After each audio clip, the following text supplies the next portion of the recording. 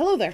We're here for class 22, the second to last lecture for the course, because in class 24 there will be no lecture. That there will just be the third test. That's on December 7th, I think. Double check in your syllabus to make sure I'm not incorrect there. Today we are going to be looking at the Holocaust, which is obviously a really large, important topic, but in the sort of scope of the 4,000 years or so that we're actually covering in this class, we're really now only getting to recent history, in which the Holocaust is still recent history, even though it may not feel like recent history. In the grander scope of Jewish history, it is recent history. So it's important to cover history because Jewish history is the story of Judaism, and Jewish history and Judaism develops together over time, and that's why we've covered important events like this, because significant events in history have considerable impact on Judaism as a religion. Judaism is sort of the lived response of Jews through their historical journey in the world. So it's important to cover the Holocaust. We won't be looking so much at the history of the Holocaust, but rather the ramifications of the Holocaust on Judaism, because ultimately the Holocaust did not occur because of Jews. The Holocaust did not occur because of Jewish ideology or Judaism. The Holocaust occurred because of the diseased ideologies of anti-Semites. And that's not what we're going to focus on. Instead, we're going to focus on Jewish responses to the Holocaust, Jewish cultural responses, ethical responses, and particularly theological responses, and how Judaism is different after the Holocaust than it was before the Holocaust. And we're specifically going to be looking at Holocaust theology. And even more specific than that, we're going to focus on theodicy, Jewish theodicy in light of the Holocaust. Theodicy is essentially the exploration of evil and suffering within religious systems. But we'll get to a little bit more of that as we move on. I am Holly, or Dr. Pierce, as you prefer. My office hours this week, I do have office hours this week, but they are curtailed. So I will be there at 4, but I'll only be spending like 20 or 30 minutes sitting on Zoom because I have to go be with my family for Hanukkah. Time change and winter, sunset is quite early, so I won't be able to stay for the full time. If you can't make it at 4, just email me and we can set up a different time at some point. Oh, I should also note that this week is actually the final regular office hour, because classes end next week. So if you do need to speak to me before the final test, no problem, just email me and we can make a time. If you need to speak to me about the final paper, which is due, I believe, on December 15th, then we have lots of time to meet before that's due, and you can email me. After the end of classes, my office hours are entirely by appointment only, simply because I don't find students use them very much. So I will be switching to appointment only after this week. Okay, so for class 21, we looked at some postmodern and secular Judaisms, which are in many ways sort of a response to the material we will be covering today. Postmodernity is a response to sort of the exhaustion that people felt after World War I and World War II, where some of the shininess of modernity had worn off. So a lot of the postmodern religiosity that we explored in the last class actually come in response to the stuff that we're going to be talking about today. So you had some readings to do, including a article that was a basic nuts and bolts introduction to the Holocaust. as well as a primary text reading, which is an excerpt from Rubinstein's After Auschwitz, which is an example of Holocaust theology. And some optional readings as well. Do pay attention to the optional readings for topics that apply to your final paper, because the optional readings are there for you to use for your final paper, whatever is relevant or applicable. So now, in Unit 3, we're coming out of the Middle Ages, full of progress, emerging from the medieval period, full of promise for the future and the progress of modernity. And now we come to basically sort of the destruction of that promise. Not only do we experience the loss of life in the Holocaust, we also experience a significant loss of Jewish civilization and a significant challenge to faith. And that's where we're going to be headed today. So I will warn you that there will be images and content in today's lecture that might be disturbing, but I will also remind you that studying traumatic history has value in it. Do treat yourself kindly while studying this material. But remember, studying this material, education, learning, is a force for change. So in the process of learning this material, you can integrate the concept of never again and make it more of a way of life than a slogan. And this is one of the things that we should attempt to take away from lessons such as this. Okay, so the Holocaust as a term refers to, the Holocaust is the name that is commonly used to refer to the Nazi program of genocide and eugenics that accompanied World War II.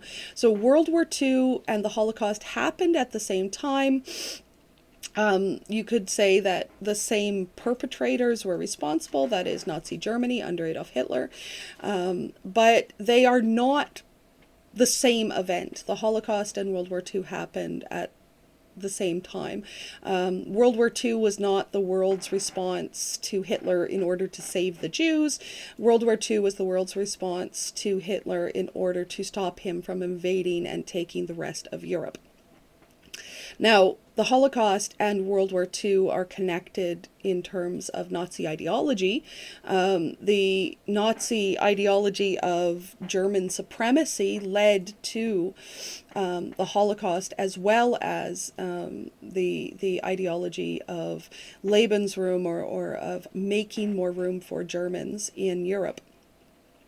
So the Holocaust refers to actually a much longer period, whereas World War II is effectively from 1938 to 1945-6 into the mid 40s. The Holocaust actually starts much earlier in the 1930s and goes to the end of World War II. Now, when we use the word Holocaust here, we're specifically talking about the policies directed at the Jews, but it's also important to note, and we will take a closer look at this, that not only the Jews were affected by the Holocaust. This is a continent-wide tragedy, as the Nazis took control of most of Europe during this period. And as such, the Holocaust was incredibly impactful on all of the traditional sites of Ashkenazi civilization in Europe. Many Ashkenazi Jews had already immigrated to other places, the Americas and the UK and Australia, but the traditional homes, the traditional settlements of Jews in Europe were affected by the Nazi infiltration through all of Europe, largely affecting Ashkenazi Jews, also many Sephardic communities that had relocated throughout Europe. And this is one of the reasons why a basic introduction to Judaism course cannot focus tons and tons of attention on the Holocaust. While the Holocaust is an incredibly important historical event, it does not affect all Jews globally in the same level as it does the Ashkenazi community and the Sephardim. So it is not an event that affected all Jews around the world. Emotionally affected all Jews around the world, probably, but historically speaking, this is a localized historical event. So during the Holocaust, about 11 million people were exterminated by the Nazis through concentration camps, gas chambers, executions, illness and starvation and overwork in ghettos, death squads that cleared out more rural areas, etc., etc. 6 million of the victims of the Holocaust were Jews, and 1 million Jewish children were killed in the Holocaust. So this is an historical event of enormous tragedy and enormous impact on Jews and Judaism. So not everyone has the same level of background knowledge about the Holocaust, and I acknowledge that. There are lots of things to learn about, and you may not have come across the Holocaust yet. If you've never studied the Holocaust academically, I will ask you to pause this lecture video and go get a sense of the Holocaust. Do the reading that I assigned for you today. There's also a documentary called Surviving the Holocaust that I've posted here that I do recommend you go watch if you are lacking in background information. Do remember, this is tragic material. It's not the easiest to digest, so pace yourself while learning about it. I will say that be careful online when you're searching about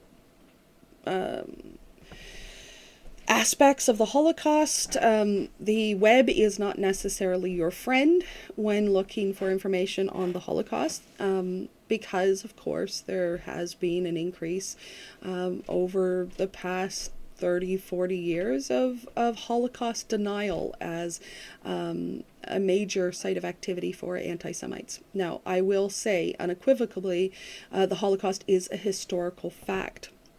There is absolutely no validity to Holocaust denial, and there is no room for debate in this course. The Holocaust occurred, and to say otherwise is an anti-Semitic chestnut, so there is no debate in this course about the factuality of the Holocaust, and I am 100% serious as a heart attack on that.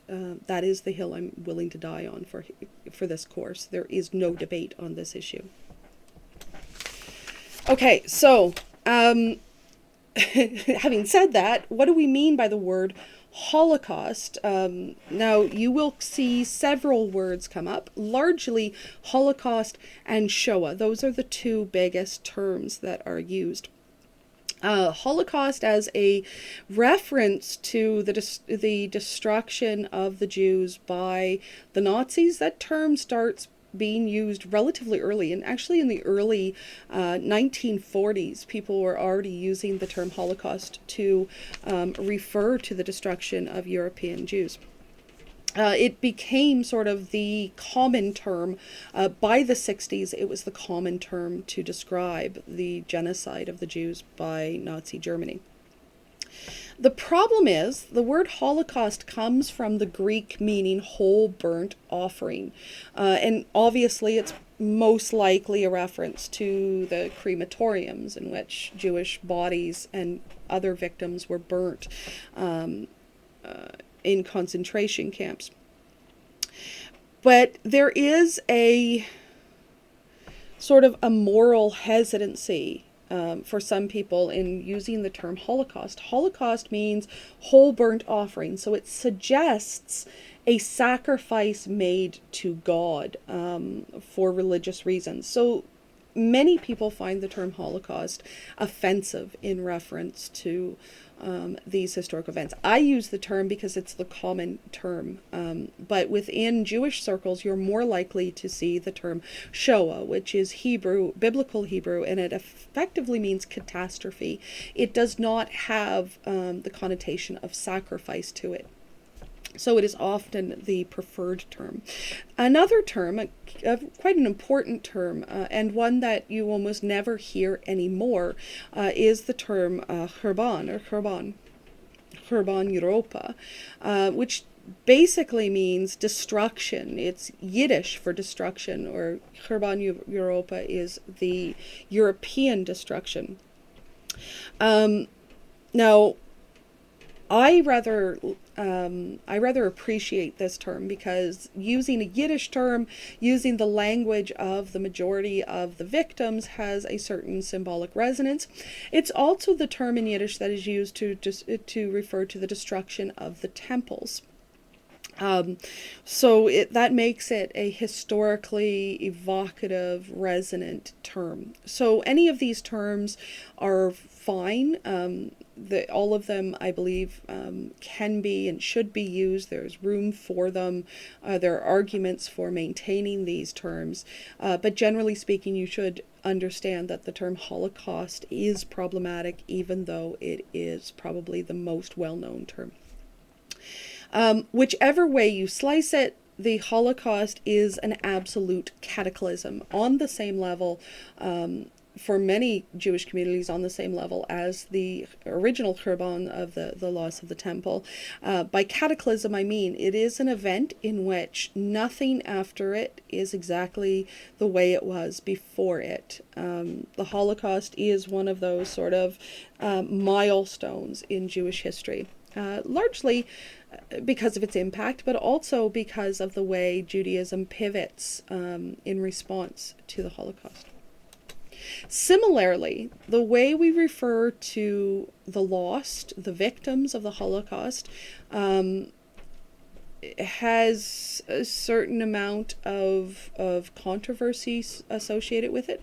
Many people refer to the victims of the Holocaust as martyrs, and this is not a term that is without controversy. To be martyred assumes that you are making a voluntary, willing choice to die for your own ideology. The victims of the Holocaust did not die for their ideology. They were murdered by the ideology of others. And while the Holocaust is an important event in Jewish history, it is not a Jewish event. The Holocaust did not occur because of Jews, and the people murdered in the Holocaust did not die for their principles. They were simply murdered by barbaric, violent, psychopathic laws and a series of monsters that did this to them. So the use of the word martyr is problematic. I prefer the term victim, victims and survivors, because it's much more descriptive of what actually occurred. It is important to note, though, that the lost are felt.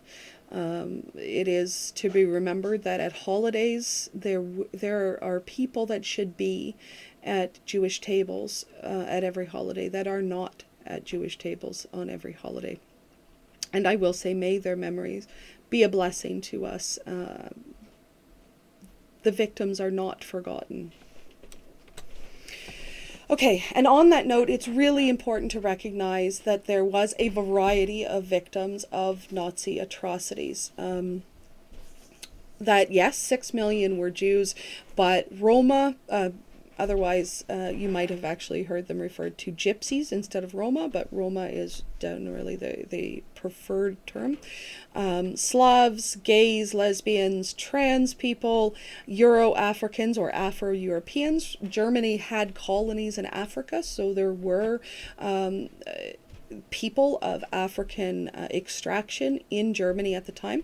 Jehovah's Witnesses, and people with a diverse range of physical, mental, and developmental disorders, and illnesses, among many others, were targeted by the regime. People were targeted because of their political affiliation. They were targeted for a myriad of what was considered to be deformities or things that made them inferior to the Nazis. We're looking at not only extermination, but forced sterilization and internment and so on. The criminalization of not only Judaism, but also Jehovah's Witness as a religion, made the atrocities of the Nazis much more than a Jewish issue. And this needs to be recognized, that Jews must strive and we must stand in solidarity with communities that felt this with us. And it is one of the great sort of subsequent tragedies of the Holocaust that the persecution of Roma individuals in Europe was given so little attention and so little importance. So I think it's important for us to recognize that the Romani word for the Holocaust is prajmos, which means devouring, and that too is a really important name for these events. Okay, so this is, I'm not going to cover the history of the Holocaust. This is all by way of background to get us into looking at the ramifications of the Holocaust. But it's important to recognize that the Holocaust was not just a sudden event. It didn't come out of just nowhere. It wasn't quick. It was actually a process that happened in stages over the space of 12 years. That involves sort of the gradual dehumanization of the Jews and others. So if we want to think of this in sort of three stages, we have the first stage, the initial phase. This is the political, social, and economic marginalization of the Jews. In 1935, with the passing of the Nuremberg laws in Nazi Germany, which were a set of racial laws controlling the personal lives, the business lives of Jews. So this is the social, economical, and political marginalization of the Jews, the repealing, effectively, of the Jewish emancipation, and the social marginalization. The second phase is the resettlement phase, and this is the physical marginalization of Jews, the removal of Jews into ghettos, into the East, as Nazi Germany invaded and took Poland and territories to the East. Jews were deported into the East, used as slave labor and kept in ghettos, which was an incredibly dangerous, disease-ridden place. These are dangerous, disease-ridden places, and many Jews died during this phase. Now, the part of the Holocaust that we often think of when we think of the Holocaust is actually the third and final stage, the final solution phase. And this is the extermination, the mass elimination of the Jews as a systematic scientific process of extermination. And this is the phase primarily characterized by concentration camps. So you can see that there is a process of out of sight, out of mind, that first the Jews are politically, socially, economically marginalized through prejudicial laws. Then there is a phase of physically marginalizing the Jews, so moving them out of sight, and then the elimination or the extermination phase. This is a gradual dehumanization process. This is a gradual stripping of emancipation, returning Jews to the ghettos, and then finally the extermination of the Jews. This is a drawn-out process. It's important to note that, because I don't feel like that is ever emphasized in the Holocaust. When we talk about never again and not allowing the Holocaust to ever happen for Jews again, and hopefully when we say never again, we also mean never let the Holocaust happen for anyone. It's important to note that it isn't just simply bundling them off to camps. There are many stages that ramp up towards genocide, and it's important to know that sometimes it can start out very subtle. It can start out as social marginalization. It can start out as economic marginalization. It can start out as political marginalization that disempowers people and begins a dehumanization process. And in fact, we may have the luxury of ignoring it in those early phases. But understanding this history is about understanding the ways in which these events start out relatively subtle. It starts out with rhetoric, it starts out with speeches, and ends up in gas chambers. Throughout the Holocaust, throughout this 12 years, Jews kept Judaism in Nazi-occupied Europe. And here we have a photo of a group of Jewish women in the Westerbork transit camp in Holland lighting a Hanukkah menorah in 1943. Jewish lives continued under the Nazis as much as people could. Weddings, even funerals, Jewish education continued as best as people could. People attempted to continue their Judaism in unimaginable circumstances, even in concentration camps. Hanukkah, Passover, Purim, all of these holidays that celebrate liberation, they celebrate the triumph of the Jews over enemies, they celebrate the survival of Jews in various points in history. These holidays were of special importance, and it's hard to imagine what these holidays must have felt like. To Jews undergoing these very real historical events of persecution, what it must have felt like to celebrate the Hanukkah or Purim or Passover. Okay, so the initial impacts of the Holocaust is, of course, the death of 6 million Jews, including 1 million children and many, many elders. In fact, the Holocaust wipes out 2 bookend generations, the elderly and the children. So it lost a lot. Europeans, the European Jewish communities lost a lot of knowledge in losing their elders, and in many ways they lost a major portion of their future through the loss of their children. And Europe lost many Jews, many more Jews than even 6 million, through migration. At the end of the war, when borders started opening, many Jews just simply fled Europe. Many survivors just simply left Europe. Many stayed, but many left. So this loss of life and the depopulation through migration decentralized many of the traditional cultural centers and locations, especially for Ashkenazi Jews. So many yeshivas were lost during the Holocaust. Many rabbis and thinkers either were murdered or simply left these communities. And new centers of authority and Jewish culture arose, particularly, of course, the American Jewish community and the State of Israel, which was created in 1948, which will be the subject of our next class. America up to this point had been considered sort of too young and too wild to be a major voice in world global Judaism. But with the loss of Europe, America and Israel effectively become the 2 biggest centers of Jewish life, and they replace Europe as major frontiers of Judaism in the world.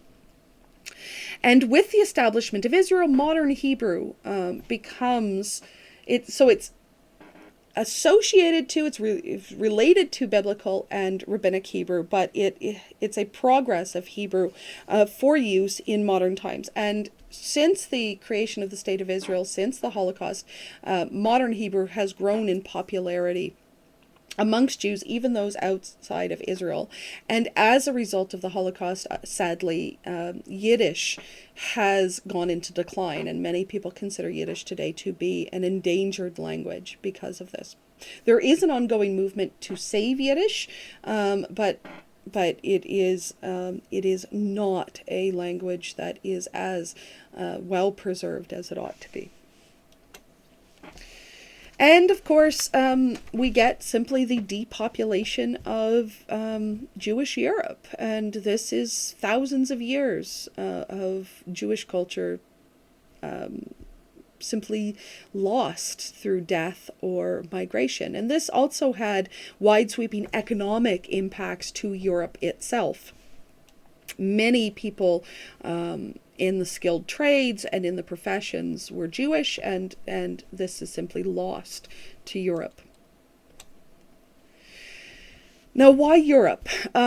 This is largely the legacies of the Middle Ages. So if we remember what we covered in Unit 2, there are echoes of what we see in Unit 2 in the Holocaust. The Judenhut practices, the insignia, the Jewish badges, the Nazis are sort of following in the tradition of the Judenhut there.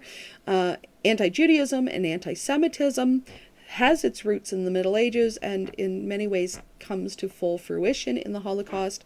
So the Holocaust did not occur in a vacuum. You don't get sudden massive outburst of anti-Semitic violence without having currents of anti-Semitism running in these cultures. That took major root in the Middle Ages. It simmered throughout early modernity, even through the Emancipation and the Enlightenment. And the Holocaust represents a breakdown of emancipation and a massive resurgence of medieval hatred, recycling the same truths. Now, we should note that while the anti-Semitism and anti-Judaism of the Christian Middle Ages in Europe are rooted in Christianity, Nazi ideology is not necessarily a Christian ideology. In fact, there were many Nazis that were actively anti-Christian. But the tropes and the beliefs and the justifications used within Nazi ideology were sort of percolated in the Middle Ages. It's important to note that history can be cyclical, and these kinds of ideas that we talked about in the Middle Ages were still around and are still around. Though these ideas of the demonic, damned Jews, these thoughts are not as far away as we would like to believe. And even with today and the resurgence of neo-Nazi, anti-Semitic, white supremacy, and so on, these legacies are never as far away as we would like them to be. So if you need a refresher, I refer you to the documentary, the short documentary we watched in Unit 2 to refresh your memory of anti-Semitism in the Middle Ages and how it grew into what we see in the Holocaust. The Holocaust is sort of a culmination of the anti-Semitism begun in the Middle Ages. It's a reversal of the Emancipation. It's a reversal of the Enlightenment. Yet, even though it is sort of a brief return to the Middle Ages, it is actually melded with modernity. So we can't just simply say it is the rejection of modernity and an embracing of the Middle Ages, because the Nazis were essentially a modern movement. So the hatred of the Middle Ages melds with the terrifying speed and efficiency of modernity and modern science and technology.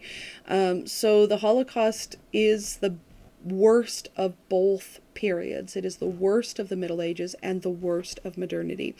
And it is also we can also see this in the way that anti-Semitism is effectively modernized under the Nazis, particularly with the pseudoscientific racialization of the Jews, the belief that there were scientifically observable biological markers of Jewishness as a race, and that Jewish blood represented a race. Now, in Unit 2, we talked about how the idea of Jewish blood grows out of the Inquisition, and becomes sort of the proto-racialization of the Jews.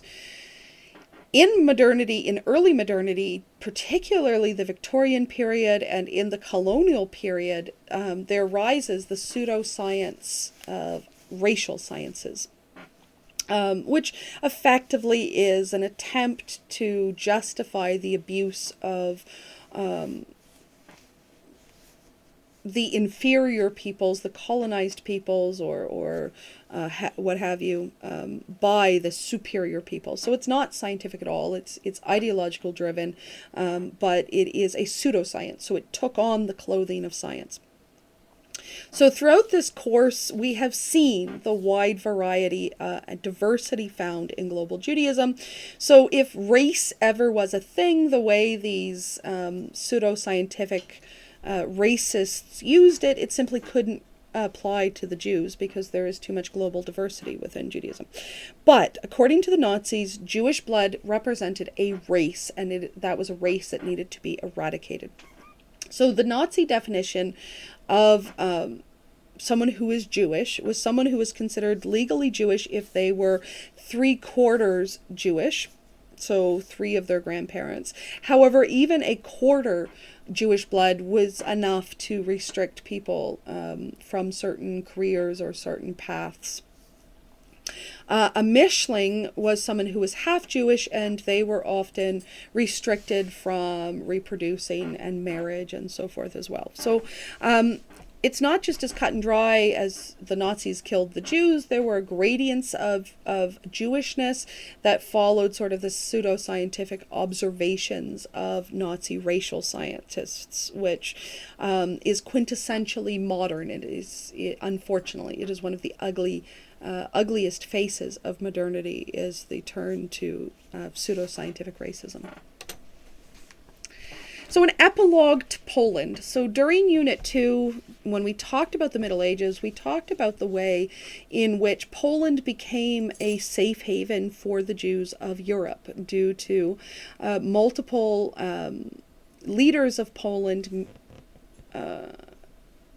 welcoming the Jews into Poland and having quite enlightened, progressive policies towards the Jews.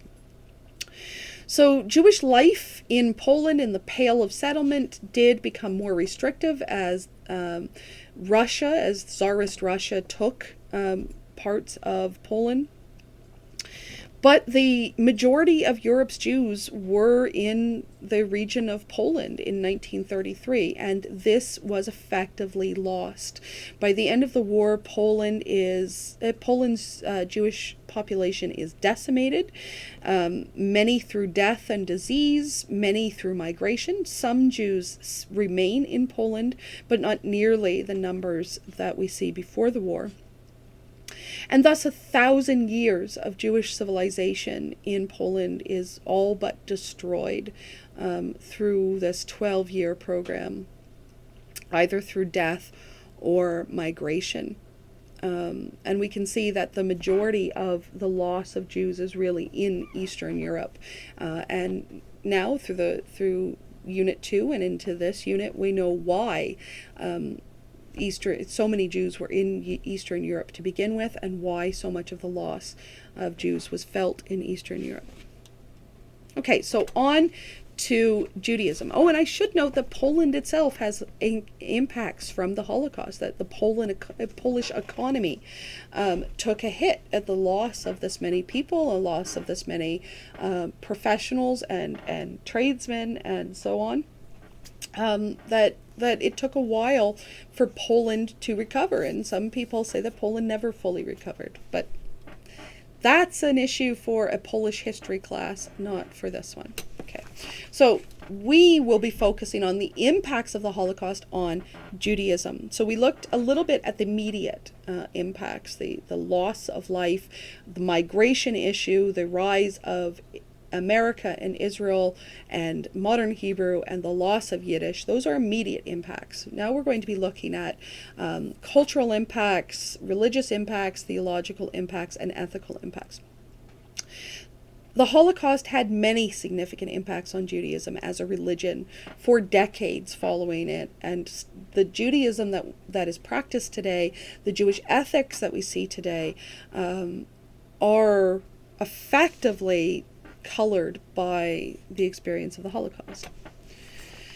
Now, we have looked at before the role of memory in Judaism. Zakor, the obligation to remember, the commandment to remember, is probably one of the most visible effects of the Holocaust in communal Jewish life and in personal Jewish life.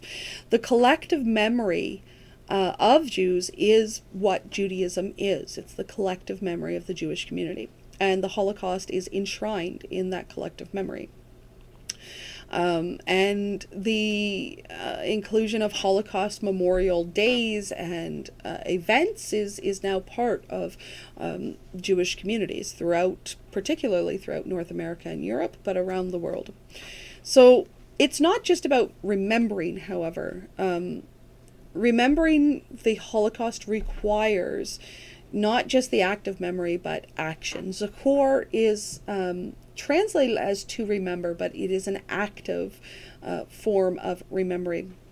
And many Jews choose to remember the Holocaust through social justice and peace work, ethical behavior towards others, through doing acts of memorial and mourning, reflection and prayer, memorial building, historical preservation, and through many acts under the umbrella of never again and what it means to prevent a Holocaust from ever happening again.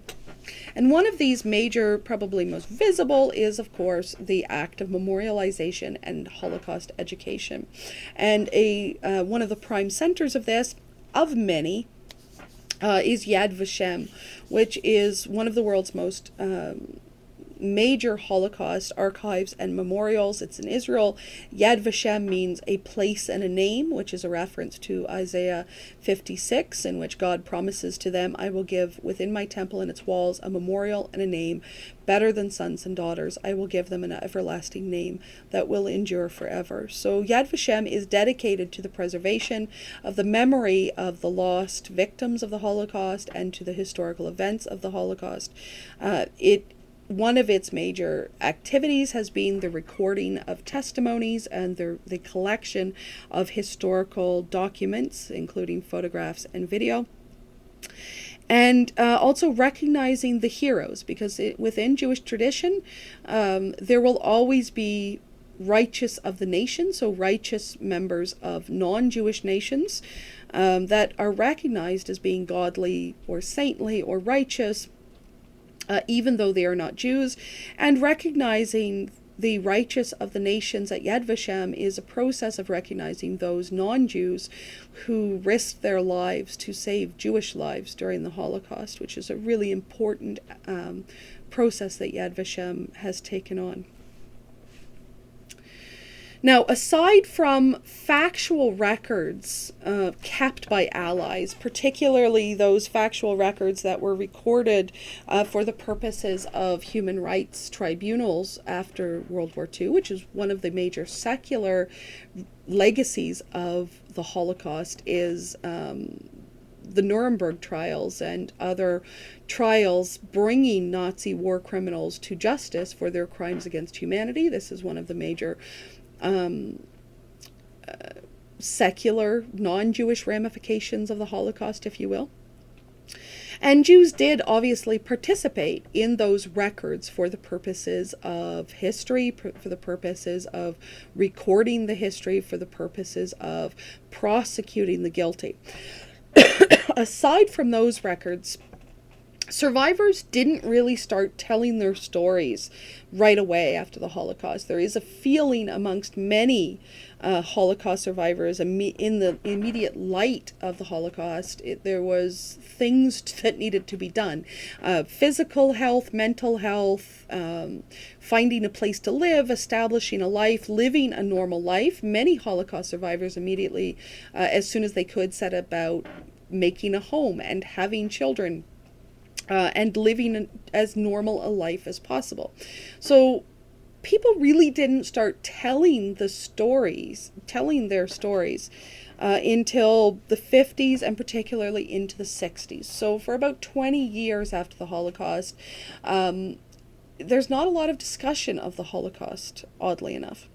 But in the 60s, we start seeing this belief amongst Holocaust survivors that there is an obligation to tell their stories, that they are now ready to tell their stories, and they do. And this basically results in this wealth of literature that we can now refer to as Holocaust literature.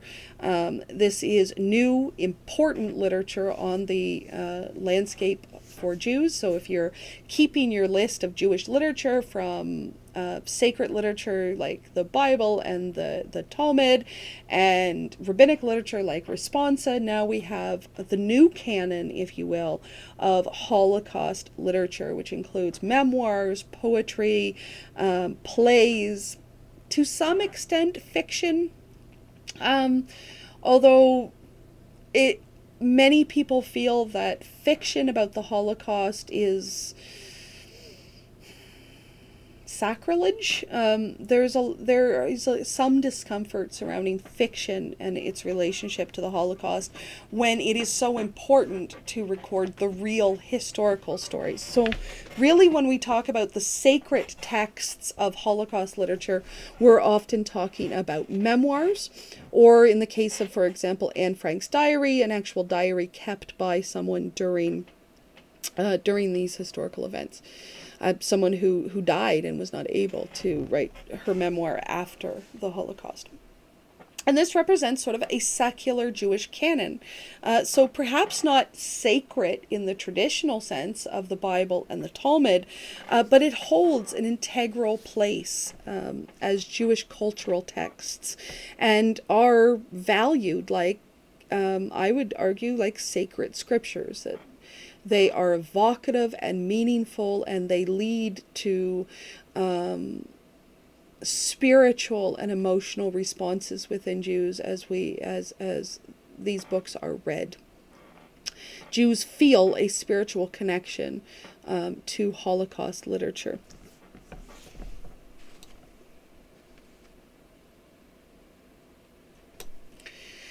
Now, in terms of Jewish ethics, we definitely see an increase in the emphasis on Chai. This is the symbol Chai, meaning life in Judaism. Chai has always been a major ethical principle in Judaism, and it has been pretty much forever. And Chai, life, means the preserving and cultivation of life and creation. This is considered to be sort of a prime human activity, to multiply and have children, to preserve the lives of yourself and your community and your children, to preserve the lives of your neighbors, to safeguard and preserve the life of animals and trees and grass and all of the things that God created. And within traditional Jewish ethics, Chai is what we would consider to be an ethical priority. So if you have a debate amongst a series of good things, like keeping the Sabbath and the preservation of life, the preservation of life is an ethical priority. So it will always win in an argument, even against other good things. So say it's the Sabbath, and you need to break a Sabbath regulation in order to preserve or save a life. Like you need to light a fire, or someone is going to die. You need to work on the Sabbath by going to save one of your farm animals. Within Judaism, it is always an ethical priority to preserve and sustain life over any other religious regulation. So we see this traditionally in Judaism, and we definitely see this with renewed vigor in the Holocaust. The preservation, cultivation, and respect of life, and I would argue, added to this, the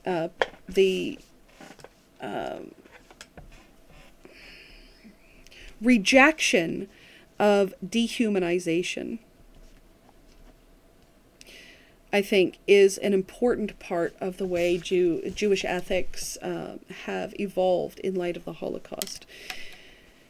The ethic of tikkun, the mending of the world, includes now the principle of never again. That in order to mend the world in light of evil and suffering, we must always strive to prevent tragic loss of life that we see, such as we see in the Holocaust, and the preservation of life, and the preservation of the beauty of life, and the preservation of human kindness, and the preservation of our humanity and the humanity of others. And this has been extended into the 614th commandment. Now, traditionally, if you remember from Unit 2, Maimonides counted the mitzvot in the Torah to be 613 commandments that religious Jews are obligated to try to fulfill to the best of their ability. Emil Fackenheim, a social scientist, added a 614th, and this is, simply put, that Jews are have an obligation to never give Hitler posthumous victory. So to the 614th commandment, which it's not added to Torah, but it is a principle that many Jews have taken on board ethically since the Holocaust, to not grant Hitler posthumous victory. So don't finish the job for Hitler. Hitler wanted to eradicate the Jews. It is now the Jewish obligation to make sure that he is never victorious in that.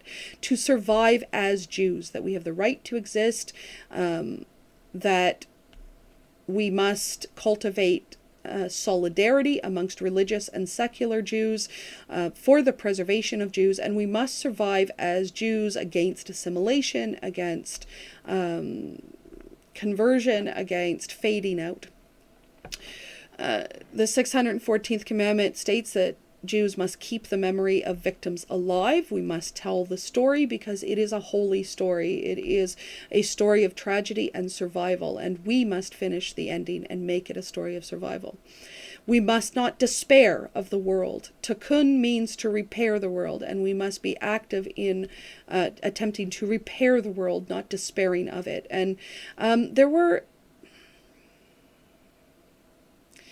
suicides in light of the Holocaust. The enormity of this trauma was such that people could not deal with it. And we do see suicides related to the Holocaust for decades after the Holocaust. And this is in Fackenheim. I know that suicide is a much more complex issue than this, but to Fackenheim and to many other Jews, committing suicide, when Jews commit suicide, we could be seen as giving Hitler victory, as finishing the job for Hitler. And do not despair of God, to continue to wrestle with God,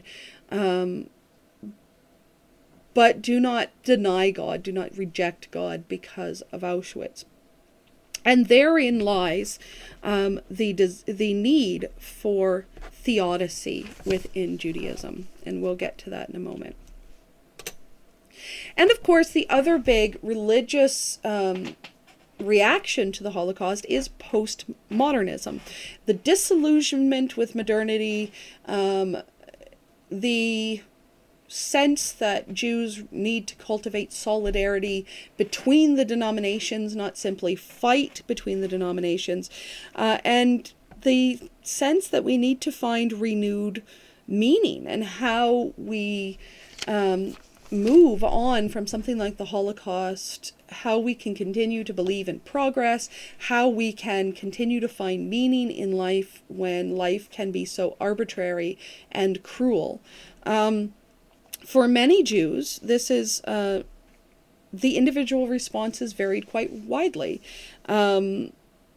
Psychologists like Viktor Frankl, who was also an existential philosopher, he chose to see in the Holocaust the ways in which we all must find meaning in order to survive the daily struggles that we have. And he wrote Man's Search for Meaning as a reflection of his own experience in the Holocaust.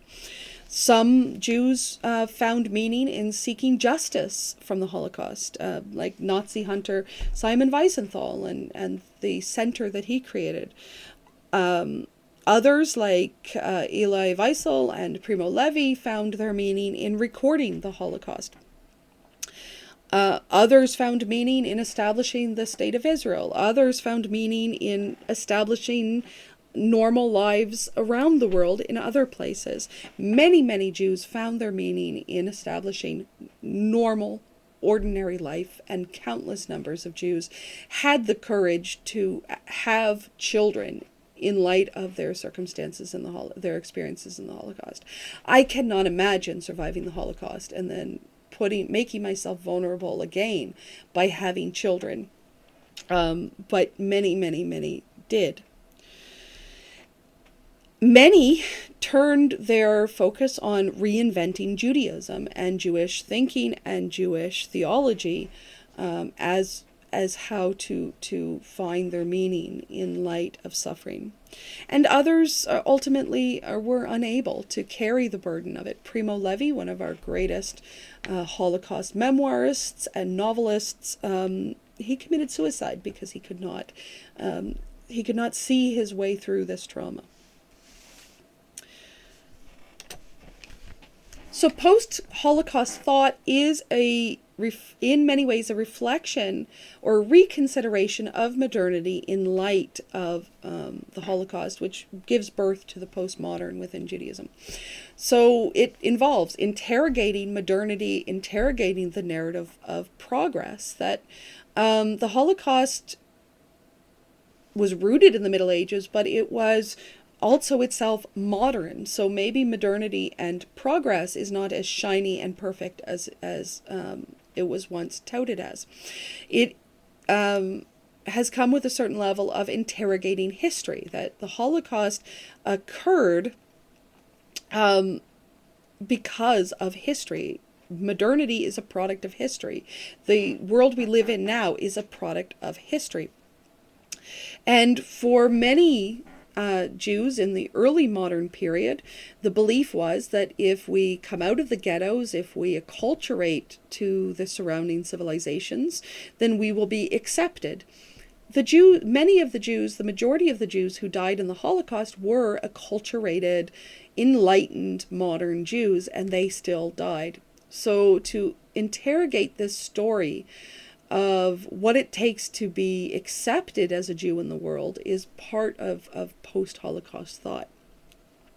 And finally, the interrogation of the nature of God itself. God, how do we perceive God in light of this? And here we come to Holocaust theology.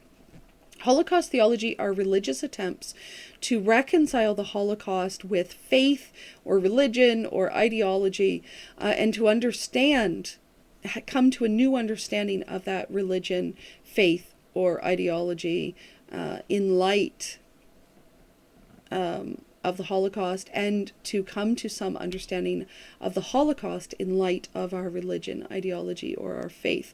Holocaust theology is generally Christian or Jewish, and we're going to be focusing, obviously, on Jewish theology, and we're going to be specifically focusing on Holocaust theodicy. Theodicy effectively is the question of evil. As David Hume, philosopher, said, if God is omnipotent, omniscient, and wholly good, whence evil? If God wills to prevent evil but cannot, then he is not omnipotent. If he can prevent evil and does not, then he is not good. In either case, he is not God. This is a more modern formulation of the Epicurean paradox, which was put forward by Greek philosopher Epicurus. And the Epicurean paradox has been formulated into three statements, one of which must be false for the others to be true. So first, God is all good. Second, God is all-knowing and all-powerful. And third, evil exists. How do we reconcile these three paradoxical statements? So if God is good and he is all-knowing and all-powerful, then why does evil exist? Evil does exist. We've seen it. It may not be supernatural evil, but in terms of suffering, in terms of tragedy, in terms of the monstrous behaviors that we have seen, evil exists. So, is God not all good, or is God not all-knowing and all-powerful? And this is the essential sort of paradox, challenge to faith that we see in theodicy. So theodicy, at its core, is an attempt to create and sustain meaning and faith in the face of suffering and evil. So theodicies are religious, theological, philosophical, and personal explorations of this paradox and an attempt to answer or to solve it. Immanuel Kant said that this is something that all people of faith must deal with at some point in our lives, and that we must come to some resolution for ourselves, because faith cannot function in the face of unanswered theodicy. Suffering presents challenge to faith. So if God is good, why does he let evil happen? Now, for the most part, when we look at these three statements, God is good. Let's go back to them for a second. God is good. God is all-knowing and all-powerful. Evil exists. Many people who discuss this effectively say that the presence of evil, or the reality of evil, is self-explanatory. That is actually the one level here that is not in question. So it is the first and second that is in the question. So if God is good and wants to stop suffering but can't, then he is not all-powerful. If God could stop suffering but doesn't, then he is not good. And ultimately, if he can't and doesn't want to stop suffering, then he is neither good nor all-powerful. And we see this in various permutations, and this is effectively different ways of expressing the paradox that suffering presents to faith. Now, traditional Jewish theodicy, obviously Judaism has had attempts at theodicy forever. It's one of sort of the human, general, universal human experiences: suffering, the loss of a loved one, disease, illness, the loss of financial fortune, the persecution, things of that nature. We all suffer. Human life involves suffering. Now, within traditional Judaism, very little theodicy is offered through the solution of the devil. Within Judaism, it is understood that good and bad both ultimately stem from God. So Judaism does not have the ability to simply look at supernatural evil necessarily, not traditionally speaking. Traditionally within Judaism, suffering is felt to be always a result of sin, either individual sin or collective sin. As we see in Isaiah 3, "Tell the righteous, it shall be well with them. Woe to the wicked, it shall be ill with them." This is this is the basic foundational traditional understanding of theodicy, is that suffering is the result of sin. Now, originally, this was an understanding of suffering being a result of the individual's sin. So I or my community suffer because I or we sinned. There is also room in this for suffering being the result of the sin of others. So I am suffering because that person has decided to sin and commit acts of harms. There is room for that as well. When we look at the book of Job, and I will place a brief video introduction to the book of Job. If you're not familiar with the book, you should read it. It's quite interesting. It's sort of like a little novel of theodicy in the Hebrew scriptures. So in the book of Job, there is a man, Job, and he's righteous, he has a family, and he does all of his rituals correctly, and he has faith in God, and God has no problem with Job. And in the book, God allows himself to be convinced by the heavenly host. Actually, the word Satan is used there. It's not the Satan as is known in Christianity. He's simply sort of the chief prosecutor of the heavenly host. He is an angel, not a devil. And Satan argues that Job is only good because he has everything going for him. And his faith may not be as strong if he suffered. And the book is not wrong there. It is much easier to have faith when everything is going wrong for you. It is a challenge to have faith when things are going wrong. And in effect, Satan's argument is the argument of theodicy, that suffering presents a challenge to faith. So in the book, God decides to test Job by taking everything away from him. His finances, his animals, his family, his children, even his own health. And Job sits on his dung heap and prays, and he calls upon God for an answer as to why he is suffering and when his suffering will be comforted. And his friends come to visit him, and his friends essentially present what could be considered the earliest form of theodicy as found in the Hebrew scriptures, the earliest form of Jewish theodicy. Well, if you're suffering, you must have done something, that God must be punishing you. You must have done something if you're suffering, because that's what causes suffering. Sin causes suffering, so you must have sinned.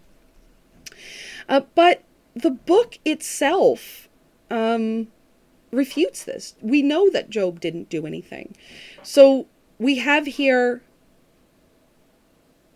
a form of theodicy that says suffering comes from sin, that people are either blessed or cursed based on their level of dedication and faith and obedience. But we also have here the growing notion within Jewish theodicy that faith is a test or a lesson, and that we are meant to learn from our suffering, that suffering is a test or a lesson, and that we're meant to learn from suffering. We also have a third theory. So far we have suffering is a result of sin, suffering is a result of a test or some sort of lesson that God is trying to give us. We also have a third, which is effectively God is unknowable, and the ways of God is unknowable. We do not know why God does the things he does, and we must simply have faith and obedience in a God that we cannot fully understand. And this is often expressed in both Judaism and Christianity through the tapestry metaphor. If we look at these two images, we see the back of a embroidered item. It's just a mass of string. But if we look at the front of the tapestry, we see that how the design is meant to see. Within the tapestry metaphor, humans can only ever see the back of a tapestry. Only God can see the front. So within traditional Jewish theodicy, we don't know why things happen the way they do. We are not able to understand God. This is often presented in the sort of aphorism, if I knew God, I would be God.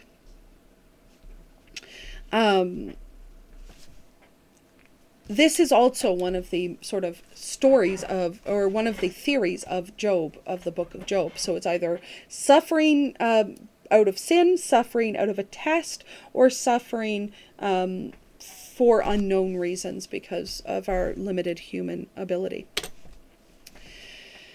One of the most dramatic, one of the most recurrent forms of theodicy we find in traditional Judaism is covenantal theodicy.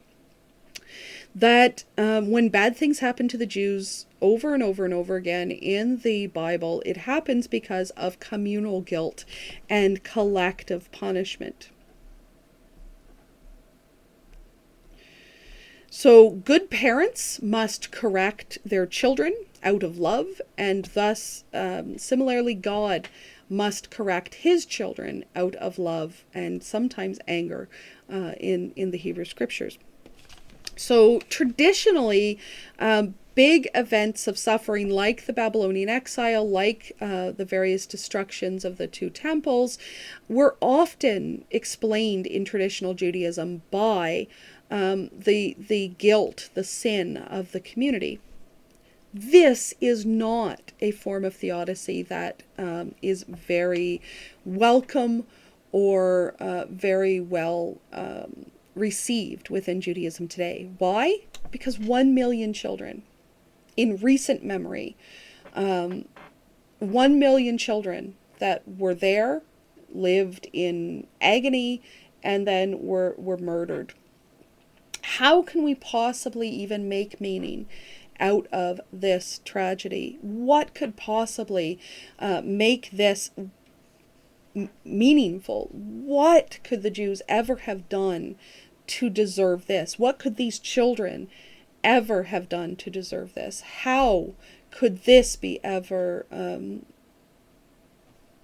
how could we ever interpret this as being anything meaningful, anything other than the willful, horrendous destruction? The Holocaust defies many of the traditional courses of theodicy. If this were a test or a lesson, then it makes God a very cruel parent or teacher.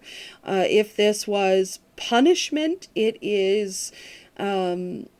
it's hard to imagine how this could ever be considered proportional punishment. Many Jews have resorted, because of the enormity of the Holocaust, many Jews simply resort to, if I knew God, I would be God. And it is simply a matter of taking it on faith that I cannot understand the point of the Holocaust, but I still, yea, though he slay me, still will I trust in him, as it says in Job. Many Jews have to remain satisfied with that faith explanation. But for many, the Holocaust causes metaphysical harm.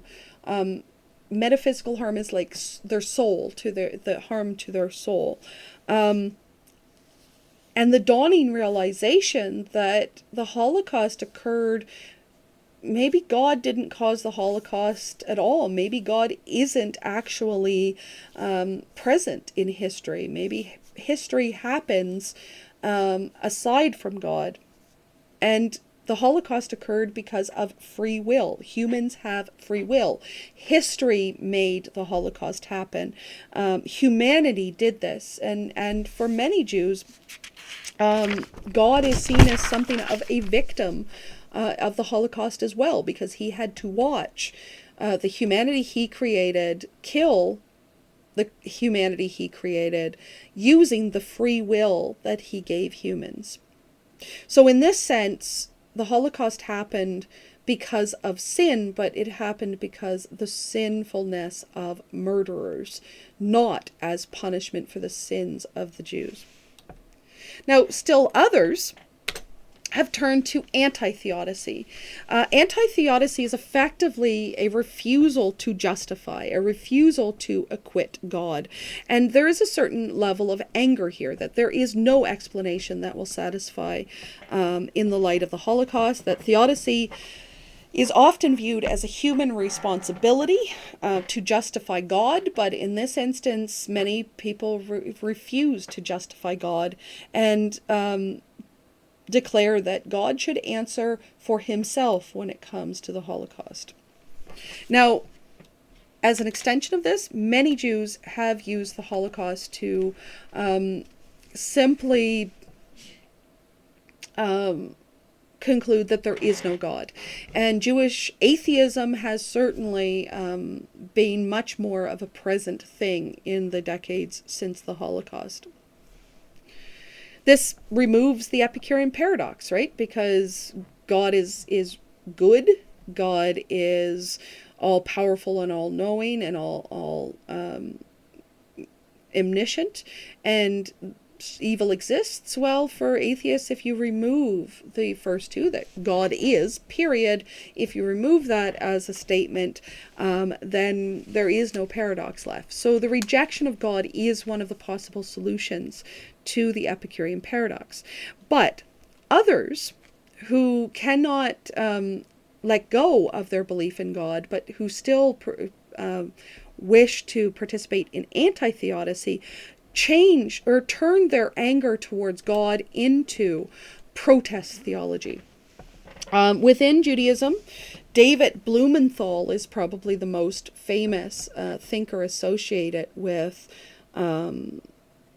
protest theology. And Jewish protest theology, according to Blumenthal, is effectively the way Judaism and Jewish culture struggles with the suggestion that God is an abusive father, that God has abused the Jews. And the Jewish attempt to continually justify him is to continually perpetuate and justify many forms of trauma in the world. So a protest theology is a protest against unjust structures, and to some extent it is a protest against an unjust God that allows suffering to happen. So instead of justifying and acquitting God through theodicy, instead, Jews can rage against him and rage against social injustices elsewhere. So it is a refusal to simply accept suffering as inevitable, refusal to accept suffering as a divine mystery, a refusal to accept that humans are just fated to be shitty to one another, that we can do better and we will do better, and to apply the lessons of the Holocaust to everything else, to take the anger that we find within Jews against God in light of the Holocaust and turn it into never again.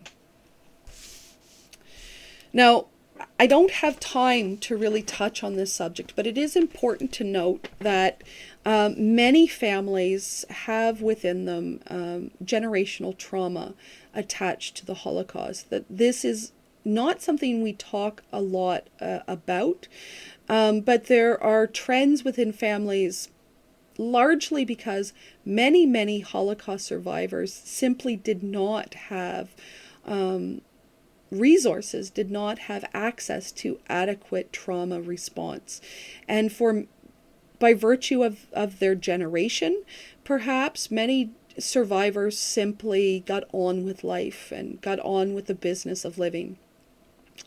And that is not necessarily the healthiest way to deal with trauma. So one of the impacts, and I won't go into details here, but one of the impacts of the Holocaust on Jewish culture and Jewish families is the presence of generational trauma. Generational trauma refers to the ways in which mass trauma it can be handed on to the children and grandchildren of survivors of traumatic experiences, like residential schools within indigenous peoples and concentration camps within Jewish families. We must deal with trauma in a compassionate manner. And likewise, we must deal with theodicy in a compassionate manner. So we have sort of the classical theodicy of God's power and majesty and his unknowability, and the classical theodicies of, well, God punishes God punishes people and suffering is a result of sin. And we have anti-theodicy, those people who are not willing to acquit God of his abuse. And we have this space of practical theodicy, which is essentially how millions of people, just people of faith, get on about their business of being Jewish since the Holocaust. Compassionate theodicy comes with the engagement of the sufferer, not simply leaders or thinkers or philosophers telling people who suffered trauma how they should feel, but allowing sufferers themselves to explore the various options within theodicy and find a compassionate, trauma-informed theodicy. It is not useful to tell people who have suffered great suffering that, it must be your fault somehow. It is not useful to tell people who have suffered great suffering that it is somehow a lesson or a test or it's for their own good. These are not compassionate, trauma-informed theodicies. So instead, I will close by offering you Harold Kushner's answer to theodicy. He's quite famously the rabbi who wrote Why Bad Things Happen to Good People, but is probably one of the most popular modern Jewish answers to the question of why bad things happen to good people. And his answer to theodicy, and I feel, is a compassionate, trauma-informed theodicy, because he came to this theodicy through suffering the fatal illness of his child. God is not in the tragedy, so we don't look for why God did this to me. Instead, he can be found in the healing. So instead of asking, why did God do this to me? Ask, how is God with me now? How is God healing me now? This is, in my opinion, compassionate, trauma-informed theodicy. It is driven by the sufferer in exploration of the various options and coming up with a theodicy that doesn't sugarcoat or explain away the suffering, but instead finds God in the healing of the of the suffering, instead of merely getting hung up on the anger against God for the tragedy itself. Okay? I have no other answers beyond that. I hope you didn't expect that I would have answers to such an enormous question at the end of this class. I try, but there you go. Okay, so our assignments coming up is the Unit 3 test next Tuesday, so a week from today, and the final unit paper on December 8th. And then we have the final term paper, the research paper at the end for December 15th. Your post for today is to define what is Holocaust theology and why the Holocaust presents theological problems for Judaism, and select one of the methods that we talked about today for reconciling the issue of theodicy in Judaism that we talked about in class or in your readings, and explain what that sort of method is.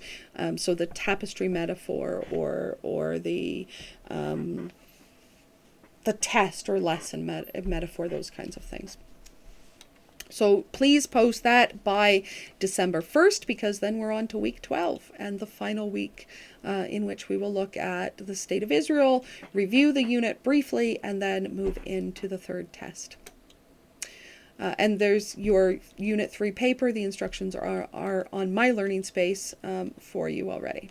Okay, so if you have any questions, comments, concerns, please feel free to discuss any of the material that you'd like on the discussion forum if you want to discuss it with your classmates, or you can email me at any time. Come to my office hour on Thursday at 4. Remember, it's going to be short this week because of Hanukkah, but you can also make an appointment if you need to see me at another time. Okay, so that's it for now. I will see you again on Thursday.